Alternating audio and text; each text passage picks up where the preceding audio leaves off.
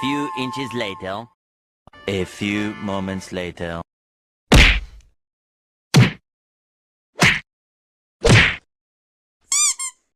One eternity later. Eventually.